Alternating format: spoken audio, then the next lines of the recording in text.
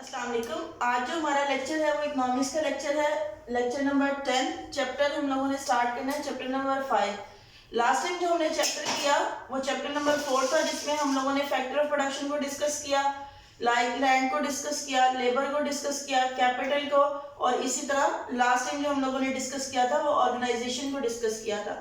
आज हम लोग डिस्कस करेंगे आपका नया चैप्टर है, जिस चैप्टर का नाम है law of returns. Law of return से पहले कुछ हम लोग इसका बैकग्राउंड कॉन्सेप्ट जो सा वो आप कहते हैं वो हम लोग समझ लेते हैं पहले, उसके बाद इसको स्टार्ट करते हैं। It is concern with the production. एक सीक्वेंस वैसे भी चलता आता है। देखिए, सबसे पहले आप लोगों ने उसमें डिस्कस किया था यूटिलिटी को। यूटिलिटी क्या थी? लोगों की वांट्स, लोगों की सेटिस्फेक्शन। उसके बाद हम लोगों ने डिस्कस किया डिमांड को। यूटिलिटी के अकॉर्डिंग टू लोगों की डिमांड क्रिएट होती है, डिमांड के अकॉर्डिंग टू सप्लाई क्रिएट होती है, मार्केट में आती है, सप्लाई के अकॉर्डिंग टू प्रोडक्शन होती है। ये जो माइक्रो इकोनॉमिक्स है ये एक स्ट्रक्चर है। पहले देखिए यूटिलिटी, लोगों की सेटिस्फेक्शन, लोग क्या चाह रहे हैं, उसके बाद उसके हवाले से डिमांड होगी तो क्या होगा? सप्लाई के लिए क्या करना पड़ेगी? प्रोडक्शन। और आज हम लोग जो टॉपिक करने हैं वो हमारा रिलेट किससे करता है? प्रोडक्शन से ताल्लुक रखता है। और आपको पता है जब चीजें प्रोड्यूस हो जाती हैं तो वो कहां पर जाती हैं? मार्केट में। बल्कि प्रोडक्शन से पहले जब चीजें प्रोड्यूस हो जाती हैं तो उनकी सबसे पहले कॉस्ट डिसाइड होती है कि भाई अगर जो चीजें हमने पैदा की है उनकी लागत क्या होगी, उनकी कॉस्ट क्या होगी। उसके बाद जब कॉस्ट डिसाइड हो जाती है तो वो चीजें कहां पर आती हैं? मार्केट में आती हैं। यही आपके माइक्रो इकोनॉमिक्स का सिलेबस भी है और यही एक सीक्वेंस भी है। यूटिलिटी से डिमांड से सप्लाई से प्रोडक्शन से कॉस्ट, और कॉस्ट से कहां पर वो जाती है? मार्केट में जाती है। आज हम लोग डिस्कस करेंगे प्रोडक्शन होती क्या है। अगर हम लोग प्रोडक्शन की बात करें सिंपली तो प्रोडक्शन कहते हैं कन्वर्टिंग इनपुट इनटू आउटपुट। पैदावार, या इसको कह सकते हैं कन्वर्टिंग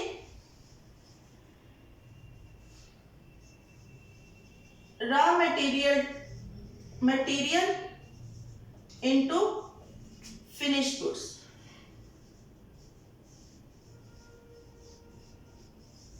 यानी कि खाम माल को हतमी अशिया में तब्दील करना क्या कहलाता है? आपका एक प्रोडक्शन कहलाती है, पैदावार कहलाती है। और पैदावार में होता भी यही है कि खाम माल को हम किस में तब्दील करें? अशिया में तब्दील करें, वो आपकी क्या कहलाती है? पैदावार।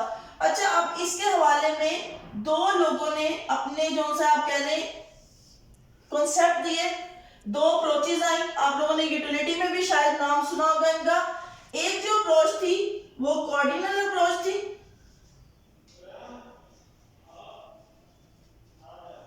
और जो दूसरी अप्रोच थी ऑर्डिनल अप्रोच थी।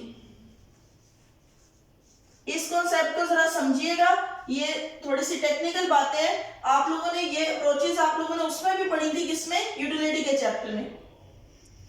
कॉर्डिनल अप्रोच और कौन सी थी? Ordinal approach. अब जो कॉर्डिनल अप्रोच वाले थे वो ये लोग कहते थे कि production is a function of labour and capital with capital are constant. ये क्या था? कांस्टेंट क्या है, लेबर क्या है, कैपिटल क्या है? ये लोग कहते थे production is a function of labour and capital where all factors are variable. ये जो इसके ऊपर मैंने के के ऊपर बार लगाई, ये इस चीज को शो करता है कि ये क्या है? कांस्टेंट है। अब क्यों ऐसा है? जो कॉर्डिनल अप्रोच वाले थे ये लोग कहते थे बिजनेस शॉर्ट रन होना चाहिए। जो ऑर्डिनल अप्रोच वाले थे ये लोग कहते थे बिजनेस लॉन्ग रन होना चाहिए।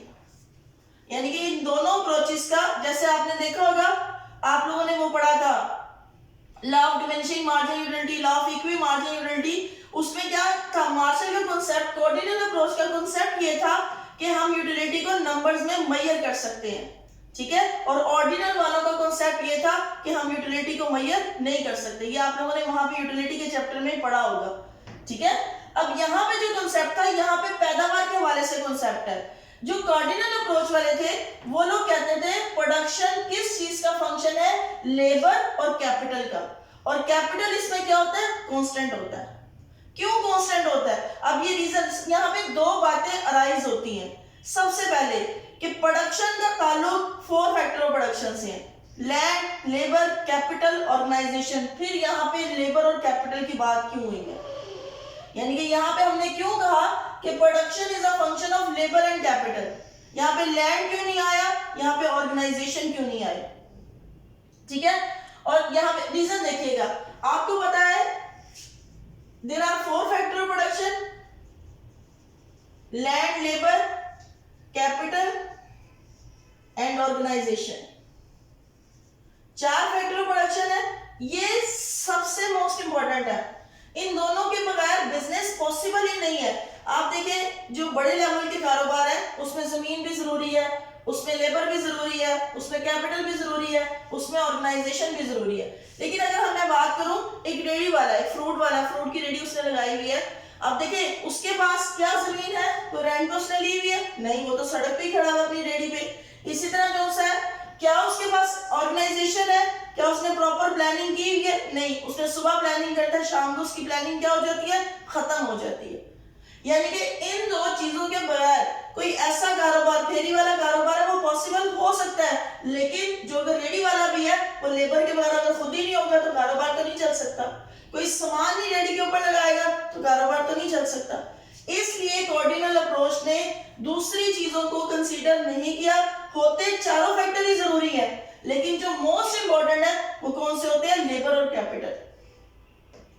क्या कहा गया, दोबारा सुनने, कि production is a function of labour and capital. अब दूसरी बात आ जाती है, मैंने जो बात कही कि कैपिटल इज अ कांस्टेंट, ये जो बार को शो कर रहा है ये किस चीज को शो कर रहा है, कांस्टेंट को, कि कैपिटल क्या है आपका, कांस्टेंट है। अब ये क्यों कांस्टेंट है, यहाँ पे मैंने आपको बताया कि जो कोऑर्डिनल अप्रोच वाले थे वो कहते थे बिजनेस आपका क्या होना चाहिए, शॉर्ट रन बिजनेस होना चाहिए। अब शॉर्ट रन बिजनेस क्या होता है, शॉर्ट रन पीरियड कहते हैं हम लोग 1 साल से कम अरसे को। 1 साल के लिए आपने काम करना है, सपोज करें 1 माह के लिए करना है, 2 माह के लिए करना है, 6 माह के लिए करना है। हमारे पास टाइम पीरियड बहुत कम है, हम जगह चेंज नहीं कर सकते। क्यों, क्योंकि हमारा तो कारोबार ही 1 साल, हम जितना टाइम जगह चेंज करने में लगाएंगे उतना टाइम तो हमारा कारोबार का वेस्ट हो जाएगा।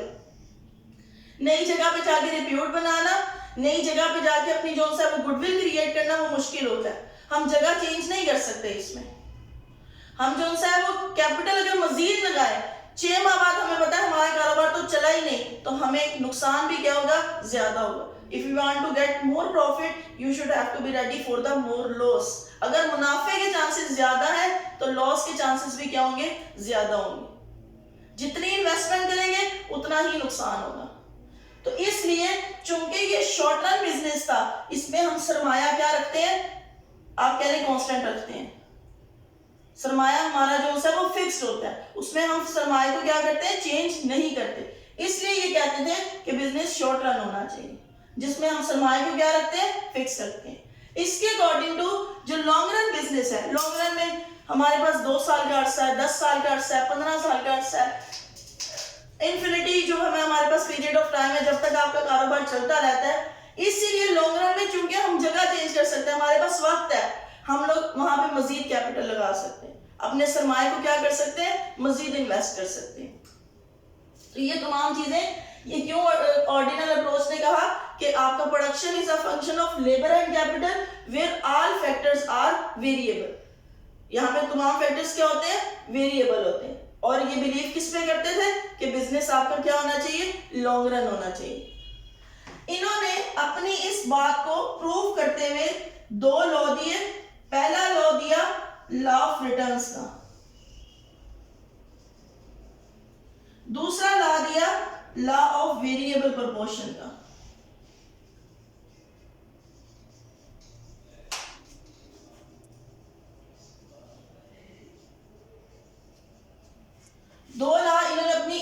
कॉन्सेप्ट को साथ लेके चले। क्या कॉन्सेप्ट था कि production is a function of labour and capital where capital are constant, और इसी कॉन्सेप्ट को आगे दो लॉ उन्होंने अपने साबित भी किए। कौन कौन से लॉ थे आपका? लॉ ऑफ रिटर्न था और दूसरा कौन सा था? Law of variable proportion. इन्होंने अपनी बात को सामने रखते हुए एक ही लॉ दिया था जो कि लॉ था आईएसओ क्वांट कर्व।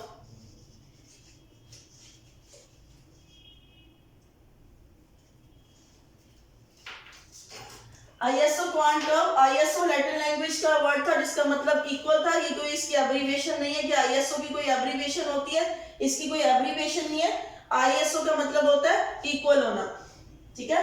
अच्छा, ये आपकी ऑर्डिनल अप्रोच आपके सिलेबस में नहीं है, ये ना तो ग्रेजुएशन लेवल के सिलेबस में है, ये आप लोग अगर पढ़ेंगे भी तो मास्टर लेवल में जाके पढ़ेंगे आईएसओ क्वांट कर्व को आप लोग मास्टर लेवल। लेकिन अगर ये वाला सवाल भी पेपर में आ जाता आपका लॉ ऑफ रिटर्न्स का, चाहे ये वाला सवाल भी आ जाए, आपने यहां तक इंट्रोडक्शन सेम रखना है। इंट्रोडक्शन आपने सेम एज इट इज ही देना है, इसकी कोई डिटेल नहीं देनी है आपने। इसी तरह आप लोगों ने प्रोडक्शन की डेफिनेशन देनी है। प्रोडक्शन की डेफिनेशन लिखने के बाद आपने दोनों अप्रोचेस का बताना है। अप्रोचेस के बाद उन्होंने कौन कौन से लॉ ड्राइव किए थे वो बताने हैं, और देन आपका ये वाला अगर सवाल पेपर में आ जाता है तो आपने ये वाला स्टार्ट कर लेना है। अगर लॉ वेरिएबल प्रोपोर्शन आता है वो आपने स्टार्ट कर लेना है। लेकिन आपके लेवल पे जो इंपॉर्टेंट लॉन्ग क्वेश्चन है वो सिर्फ एक ही है, वो लॉ ऑफ रिटर्न्स का ही है। लॉ ऑफ वेरिएबल प्रोपोर्शन नहीं आता आप लोगों को भी ज्यादा है, सिलेबस में आपके ये करना भी है हमने, लेकिन ये आपके आता नहीं है। लॉन्ग क्वेश्चन जो आपने करना है इसमें से, इस चैप्टर में से मेन वो आपका लॉ ऑफ रिटर्न्स का ही। इसको आगे देखते हैं आगे डिटेल से कि लॉ ऑफ रिटर्न्स कहते किसको है और कौन कौन से लॉ है। फिर मैं आपको बता रही हूँ, दोनों में से कोई भी सवाल आ जाए, इंट्रोडक्शन आपने चाहे ये आपके सिलेबस में नहीं भी है, आपने ऐसे ही इंट्रोडक्शन लिखना है, इसको अप्रोच इसको दोनों बताना है। इसी तरह आपने यूटिलिटी में भी सेम ऐसे ही करना है।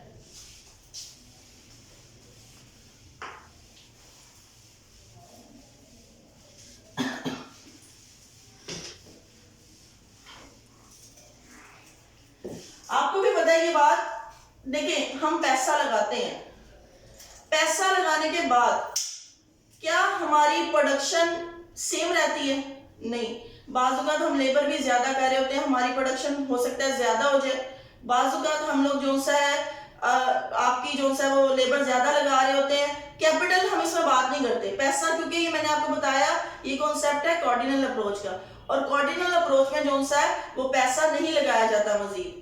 तो इसमें हम लोगों ने क्या करना है कि ये शॉर्ट टर्म बिजनेस है तो हम लेबर की बात करते हैं कि लेबर के इंक्रीज होने से आपकी पैदावार पे क्या फर्क पड़ रहा है, क्या पैदावार आपकी बढ़ रही है, क्या आपकी सेम रह रही है, या आपकी क्या हो जाती है कम, क्योंकि पैदावार हमेशा सेम नहीं रहती। प्रोडक्शन है, अनसर्टेनिटीज भी बीच में आ जाती हैं, नेचुरल डिजास्टर्स भी आ जाते हैं, अदर फैक्टर्स भी बाजुकात के होते हैं, आ जाते हैं। तो हम लोग वो देखते हैं लॉ ऑफ रिटर्न, इसको हम लोग कहते हैं उर्दू में कवानीने हासिल। होता क्या है कवानीने हासिल के एक्चुअली में जो हमने इन्वेस्ट किया है, इन्वेस्ट का मतलब यहाँ पे लेबर लगाई है, जितनी भी हमने लेबर लगाई है हमें रिटर्न में क्या मिल रहा है, हमारी पैदावार क्या बढ़ रही है, क्या हमारी पैदावार कम हो रही है, या हमारी पैदावार क्या हो रही है एक जैसी रह रही है। तीन इसके लॉ है। नंबर 1 इसका लॉ है लॉ ऑफ इंक्रीजिंग रिटर्न,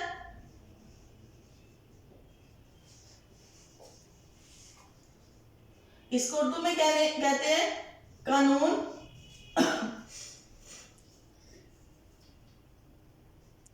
तकसीर हासिल। Number 2 law of decreasing return, कानून तकलील हासिल, और तीसरा होता है law of constant return.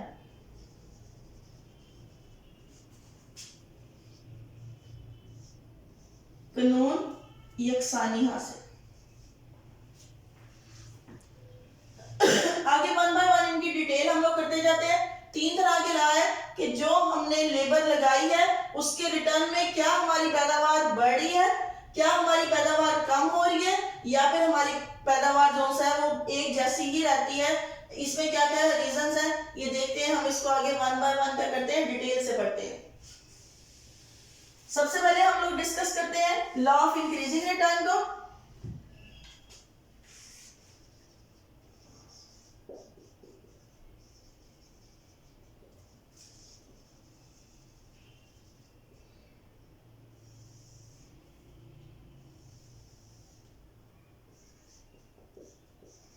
With the use of factor of labor, the marginal production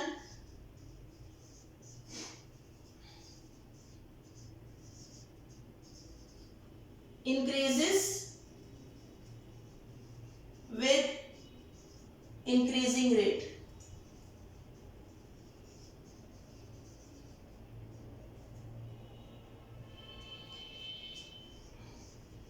मेहनत की इकाई के इस्तेमाल से मुख्तलिफ पैदावार बढ़े और बढ़ती चली जाए, उससे हम कहते हैं कानून तकसीर हासिल।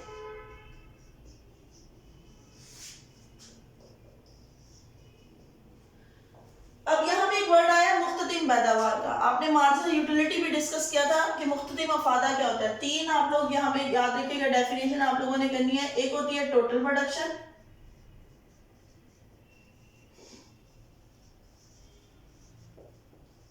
टोटल प्रोडक्शन हम लोग कहते हैं कुल पैदावार। कुल पैदावार होती क्या है कि मेहनत की मुसलसल इकाइयां लगाने से जो ओवरऑल आपकी प्रोडक्शन होती है, जो आपकी कुल पैदावार, आप कहते हैं कि टोटल जितने भी यूनिट हम प्रोड्यूस करते हैं मेहनत की इकाई लगाने से, वो आपकी क्या कहलाती है, कुल पैदावार कहलाती है। इसी तरह दूसरी होती है एवरेज प्रोडक्शन,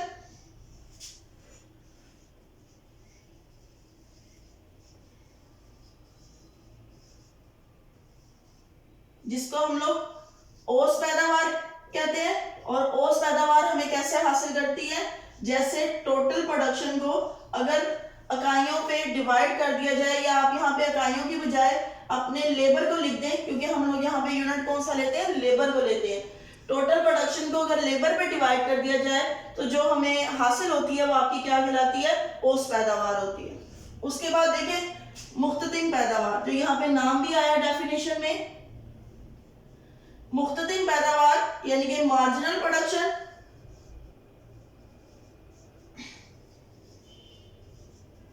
मार्जिनल प्रोडक्शन मुख्ततिम पैदावार, change in total production. Total production में जितना भी चेंज आया है वो आपका क्या कहलाता है, मुख्ततिम पैदावार। और इसका फार्मूला होता है marginal production is equal to change in total production divided by change in labour. इसका फार्मूला होता है। ये तीनों डेफिनेशन आप लोगों ने करनी है। ये शॉर्ट क्वेश्चन में भी आ सकती है कि कुल पैदावार क्या होती है, ये औसत पैदावार क्या होती है, और मुख्ततिम पैदावार क्या होती है। ये मुख्ततिम पैदावार टोटल प्रोडक्शन में हमारा जितना भी चेंज आता है वो हमारी क्या कहलाती है, मुख्ततिम पैदावार।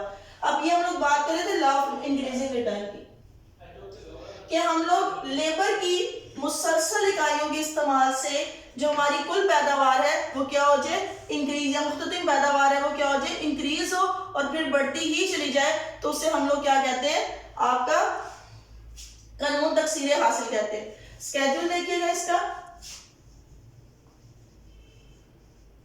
फिर मैं आपको बता रही हूं ये कॉर्डिनल अप्रोच का रहा है, और कॉर्डिनल अप्रोच के मुताबिक आपका जो कैपिटल होता है वो क्या होता है, फिक्स होता है।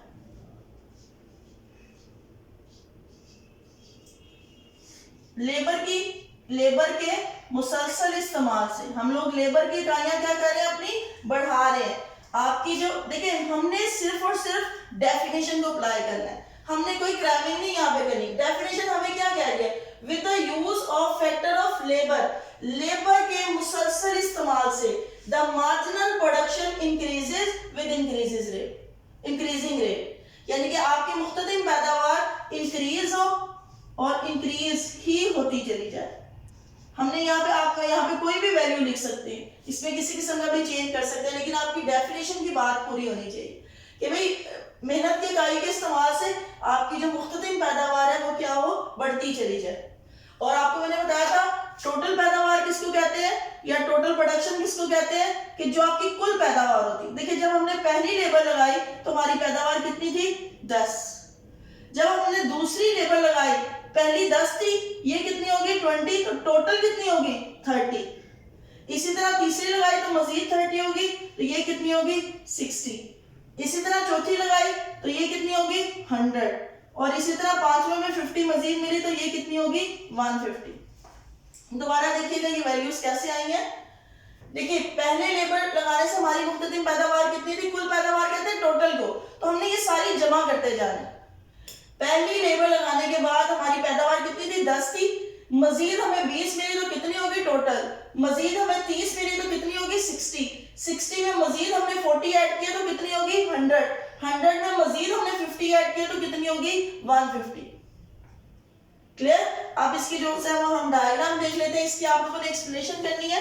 एक्सप्लेनेशन में क्या करना है आपने, कि जब हमने पहला आपका कैपिटल फर्स्ट ऑफ ऑल क्यों कांस्टेंट है, मैंने आपको बताया था कि ये प्रोडक्शन का लॉ है, और ये जो कॉर्डिनल अप्रोच वाले थे वो बिलीव करते थे कि बिजनेस शॉर्ट रन होना चाहिए। जब शॉर्ट रन बिजनेस होता है तो हम कैपिटल को इकोनॉमिक्स में के से शो करते हैं। वैसे कैपिटल आपको पता है सी से बनता है, लेकिन इकोनॉमिक्स में हम कैपिटल किसको शो करते हैं, अभी मैंने आपको बताया था कि production is a function of labour and capital where capital is constant. ये जो बात शो करती है कि कैपिटल इसका क्या रहता है, कांस्टेंट रहता है।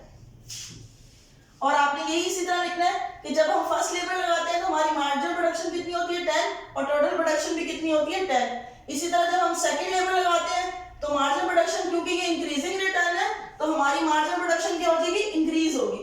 अब इसी स्केड्यूल से देखते हुए हमने डायग्राम, डेफिनेशन से हमने स्केड्यूल बनाया, बल्कि नेम से हमने डेफिनेशन बनाई है, डेफिनेशन से हमने स्केड्यूल बनाया, स्केड्यूल से ही हमने डायग्राम बनाई। अच्छा बात बच्चे मुझे उस दिन पूछ रहे थे कि मिस डेफिनेशन बुक वाली करें या ये वाली करें, आपको जो इजी लगती है आप वो कर सकते हैं, इसमें कोई रट्टा नहीं है। आपको ये वाली अगर आसान लगती है आप ये वाली कर लें, अगर आपको बुक वाली आसान लगती है तो आप बुक वाली कर लें, जो आप जिसमें कन्वीनियंट है वो आप कर सकते।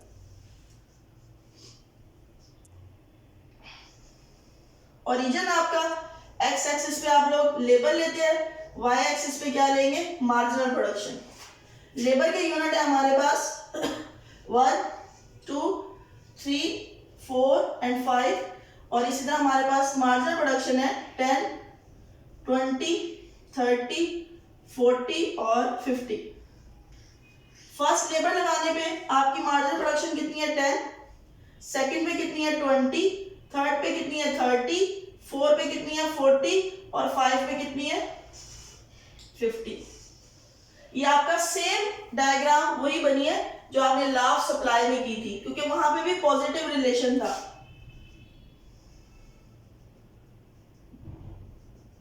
और एक बात और बड़ी इंपॉर्टेंट है कि हम लोग लॉ ऑफ इंक्रीजिंग रिटर्न को, एक दूसरा नाम भी इसका बोला जाता है जो एमसीक्यूज में भी आता है, इसको कहते हैं लॉ ऑफ डिक्रीजिंग कॉस्ट।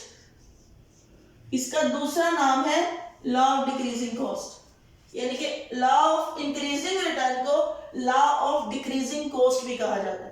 क्यों कॉस्ट डिक्रीजिंग कॉस्ट कहा जाता है, क्योंकि जब आपकी पैदावार आपको पता है बढ़ती चली जाएगी तो आपका जो ओवरऑल प्रॉफिट होता है वो क्या हो जाता है, कम हो जाता है। जब प्रॉफिट ज्यादा हो जाता है और आपकी पैदावार, क्योंकि हम बल्क में चीजें बनाते हैं, हमारी पैदावार क्या होती है, बढ़ती है, हम ज्यादा खरीदते हैं बल्क में चीजें, तो हमारी कॉस्ट क्या हो जाती है, मिनिमाइज हो जाती है, और प्रॉफिट क्या हो जाता है, हमारा मैक्सिमाइज हो जाता है। इसलिए हम इसको लॉ ऑफ इंक्रीजिंग रिटर्न को लॉ ऑफ डिक्रीजिंग कॉस्ट, कि हमारा रिटर्न तो ज्यादा है लेकिन हमारी कॉस्ट क्या हो रही है, कम से कम हो रही है। इसके बाद इसकी एप्लीकेशन है, एप्लीकेशन ऑफ दिस लॉ।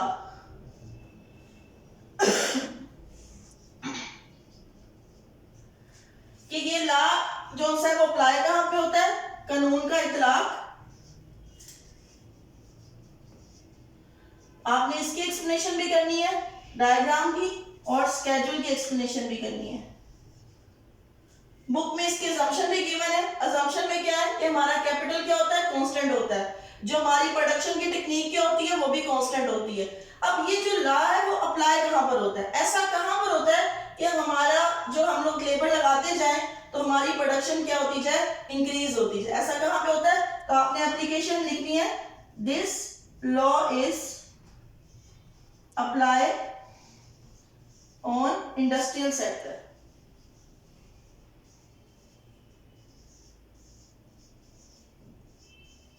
ये लॉ कहां पर अप्लाई होता है आपके, आप लिख दें इस कानून का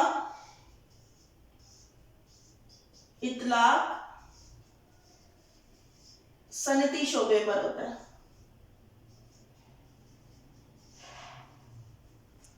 कहां पर होता है, क्योंकि इंडस्ट्री में आप देखें जितने जितनी हम लेबर बढ़ाते जाएंगे हमारी जो पैदावार भी होती है वो क्या होती जाती है, इंक्रीज होती जाती है। इसलिए ये लॉ कहां पर आपके अप्लाई होता है, सनती शोबे में अप्लाई होता है।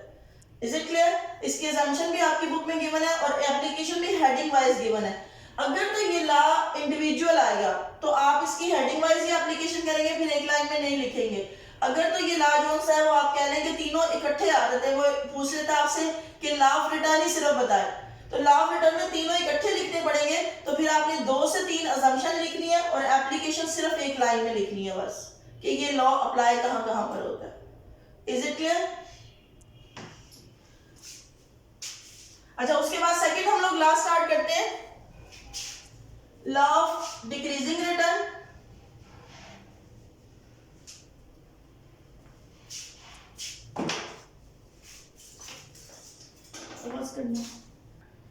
हाँ जी, नेक्स्ट जो आपका लॉ है वो लॉ ऑफ डिक्रीजिंग रिटर्न है। डिक्रीजिंग रिटर्न अब इसके नाम से ही हमारी डेफिनेशन बनेगी। क्या है, लॉ ऑफ डिक्रीजिंग रिटर्न है, यानी कि कानून तकलील हासिल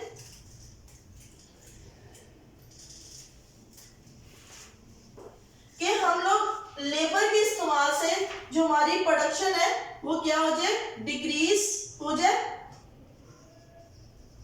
और डिक्रीज ही होती चली जाए। Decrease with the decreasing rate, यानी कि मेहनत की इकाई के इस्तेमाल से मुख्तलिफ पैदावार कम हो और कम होती चली जाए। उसे हम लोग क्या कहते हैं, कानून तकसीले हासिल कहते हैं। हाँ जी, अब यहाँ पे सेम ऐसे ही बनेगा। अब देखिए कैपिटल अगेन कांस्टेंट रहेगा, क्यों, क्योंकि कार्डिनल अप्रोच का लॉ है, लेबर के बढ़ाने से हमारी पैदावार क्या हो जाए, कम हो जाए। ऑपोजिट कर लें, 50, 40, 30, 20 और 10। लेकिन हमारी जो लेबर है वो क्या हो रही है, इंक्रीज हो रही है और हमारी मुख्तलिफ पैदावार क्या हो रही है, कम हो रही है। क्यों, क्योंकि ये लॉ ऑफ डिक्रीजिंग रिटर्न है। नाम से ही हमने डेफिनेशन बनाई, डेफिनेशन से ही हमने क्या करना है, स्केड्यूल बनाना है। और टोटल प्रोडक्शन कैसे आएगी, मैंने कहा था तमाम यूनिट्स को क्या कर दिया जाए, जमा कर दिया जाए। जब हमने पहली लेबर लगाई हमारी टोटल प्रोडक्शन कितनी थी, 50, मजीद हमने 40 यूनिट्स प्रोड्यूस किए तो टोटल कितनी पैदावार होगी, 90। मजीद हमने 30 यूनिट्स प्रोड्यूस किए तो कितनी होगी, 120। मजीद हमने 20 यूनिट प्रोड्यूस किए तो कितनी होगी, 140। मजीद हमने 10 यूनिट्स प्रोड्यूस किए तो वो कितनी होगी, 150। ये आपकी क्या होगी, टोटल प्रोडक्शन होगी।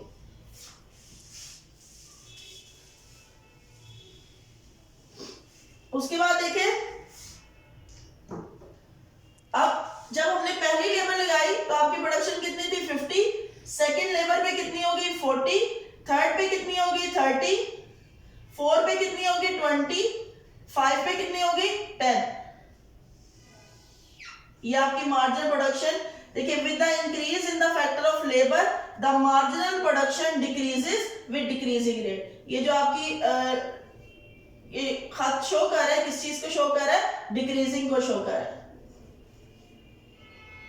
ये आपका सेम वैसा ही बन गया जैसा लॉ ऑफ डिमांड का बना था, लेकिन ये चूंकि प्रोडक्शन का लॉ है तो इसको हम लोगों ने प्रोडक्शन के पॉइंट ऑफ व्यू से करनी। Is it clear?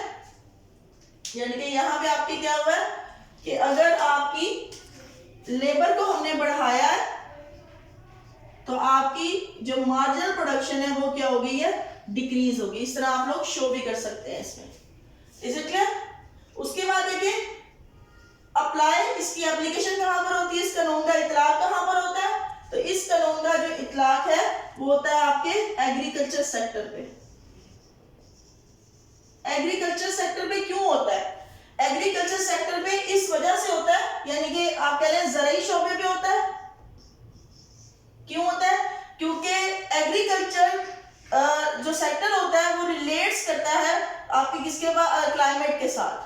क्योंकि बाज़ औक़ात आपने देखा है अगर बारिशें ज्यादा हो जाए फसलों को नुकसान पहुंचता है, अगर बारिशें कम हो तब भी फसलों को नुकसान पहुंचता है, अगर पेस्टिसाइड्स कीड़े मकोड़े लग जाए जब भी नुकसान जो है वो ज्यादा पहुंचता है, अगर फर्टिलाइजर का प्रॉपर इस्तेमाल ना किया जाए तब भी जो है वो आपके इसको नुकसान पहुंचता है। यही आपके assumption भी है और एप्लीकेशन भी है। और ज्यादातर पेपर में आपके लेवल पे इंडिविजुअल अगर क्वेश्चन आएगा लॉन्ग क्वेश्चन तो वो लॉ ऑफ डिक्रीजिंग रिटर्न आता है। कौन सा लॉ आता है? लॉ ऑफ डिक्रीजिंग रिटर्न, और इसको लॉ ऑफ इंक्रीजिंग कॉस्ट भी कहते हैं। क्योंकि हमारी इसमें पैदावार क्या हो जाती है, कम हो जाती है। पैदावार कम होने की वजह से जो हमारी लागत आती है वो क्या होती है, ज्यादा हो जाती है। अगर हमारी पैदावार ज्यादा होगा तो लागत क्या हो जाएगी, कम हो जाएगी, और अगर हमारी पैदावार कम होगी तो हमारी जो खर्चे हैं वो क्या होना शुरू हो जाते हैं, बढ़ना शुरू हो जाते हैं। क्योंकि हमारा नुकसान हो जाता है। जैसे एग्रीकल्चर सेक्टर में बारिश ज्यादा होगी तो फसलें तबाह हो जाएगी। तो इसलिए ये कहां पर अप्लाई, ऐसा कहां पर होता है कि हम लेबर तो लगा रहे हैं लेकिन हमारी पैदावार क्या हो जाती है, कम हो जाती है। ये कहां पर अप्लाई होता है आपका एग्रीकल्चर सेक्टर में, और ये क्या है आपका लॉ ऑफ डिक्रीजिंग रिटर्न। उसके बाद देखिए तीसरा लॉ है, तीसरा और आखिरी लॉ है, और फिर मैं कह रही हूं आपके लेवल पे ये इंडिविजुअल क्वेश्चन भी आता है। लेकिन इंडिविजुअल क्वेश्चन में या तो वो ये पूछेगा लॉ ऑफ डिक्रीजिंग रिटर्न या फिर लॉ ऑफ आपका कह सकता है डिमिनिशिंग रिटर्न भी कहा जाता है इसको, लॉ ऑफ डिमिनिशिंग रिटर्न भी कह दे, लॉ ऑफ डिक्रीजिंग रिटर्न भी कह दे, या लॉ ऑफ, ये वाला नाम वैसे आपके लेवल पे वो यूज नहीं करता कि लॉ ऑफ इंक्रीजिंग कॉस्ट कौन सा है, ये नहीं यूज करता। वो आपको ये दो नामों से कहेगा, या तो लॉ ऑफ डिक्रीजिंग रिटर्न कहेगा या फिर आपको वो क्या कहेगा, लॉ ऑफ डिमिनिशिंग रिटर्न। तो आप लोगों ने इसी तरह सॉल्व करना है। अब लास्ट आप लोगों का है लॉ ऑफ कांस्टेंट रिटर्न, कानून यकसानी हासिल। With the use of factor of labor, the marginal production does not change.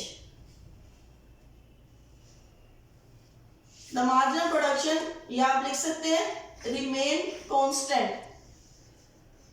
आपकी मार्जिनल प्रोडक्शन में किसी किस्म का कोई चेंज ना आए, वो हमारा क्या कहलाता है, लॉ ऑफ कांस्टेंट रिटर्न।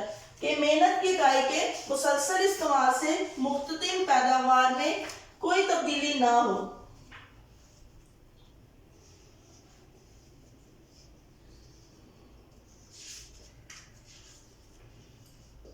उसे हम लोग क्या कहते हैं, कानून यकसानी हासिल कहते हैं।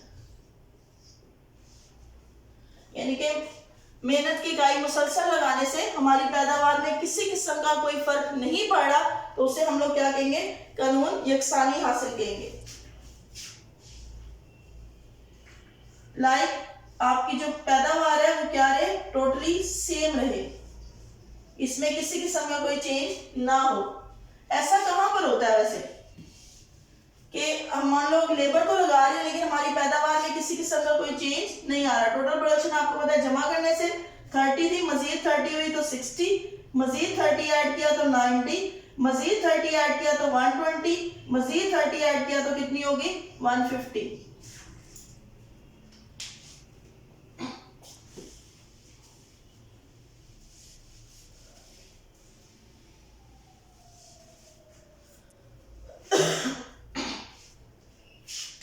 देखिए फर्स्ट पे भी 30 है, सेकंड पे भी 30, थर्ड पे भी, फोर पे भी, और इसका आपका तकरीबन हॉरिजॉन्टल जो कर्व होता है वो बनता है मार्जिनल प्रोडक्शन का, कि आपकी पैदावार में किसी किस्म का कोई चेंज नहीं आया।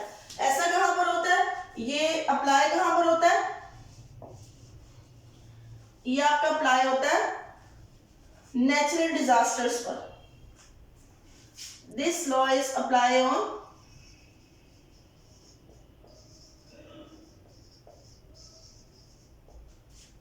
कुदरती जो आफात होती हैं उन पे अप्लाई होता है। लाइक अर्थक्वेक आ गए, फ्लड्स आ गए, आपको पता है सब कुछ तबाह हो जाता है, मजीद नई प्रोडक्शन नहीं होती। जो पुराना हमारे पास स्टॉक पड़ा होता है, हमारी पैदावार क्या रहती है, सेम रहती है, हमारे पास मजीद कोई जो सा आप कह लें कि चेंज नहीं आता। ये आपका जो सा है क्या कह सकते हैं, आप इसको कह सकते हैं, ये आपका टोटली जो रॉ रिटर्न्स का टॉपिक था ये कंप्लीट हो गया। अब आप लोगों ने जो सा है वो इसको अच्छे तरीके से करना है। लेंथी ये जरूर सवाल है, फिर मैं कह रही हूँ इसमें से जो इंडिविजुअल सवाल आएगा वो आपका कौन सा होगा, लॉ ऑफ डिक्रीजिंग रिटर्न, या तो ये इकट्ठा ही आएगा, explain law of return with the help of assumption and limitation तो होती नहीं, अजम्पशन एंड एप्लीकेशन, इसकी एप्लीकेशन होती है। एप्लीकेशन अगर तीनों इकट्ठे आएंगे तो आप लोगों ने इसी तरह एक एक लाइन में आप लोगों ने इसकी आज जाके एक तो ये डायग्राम स्केड्यूल वगैरह करना है, इसमें कुछ भी मुश्किल नहीं है, सिर्फ आपने नाम से डेफिनेशन बनानी है, डेफिनेशन से आप लोगों ने जो सा है वो स्केड्यूल बनाना है, स्केड्यूल से आप लोगों ने डायग्राम बनानी है, स्केड्यूल के बाद एक्सप्लेनेशन करनी है और डायग्राम के बाद क्या करनी है, आप लोगों ने एक्सप्लेनेशन करनी है। ये आप लोगों ने अगर असम्पशंस आप लोगों ने आज जाके अच्छे तरीके से पढ़नी है। अगर आपको फिर भी समझ नहीं आती तो आप लोग जो है वो मुझसे पूछ लीजिएगा कि क्वेश्चन कैसे करना है और इसको कंप्लीट कैसे करना है।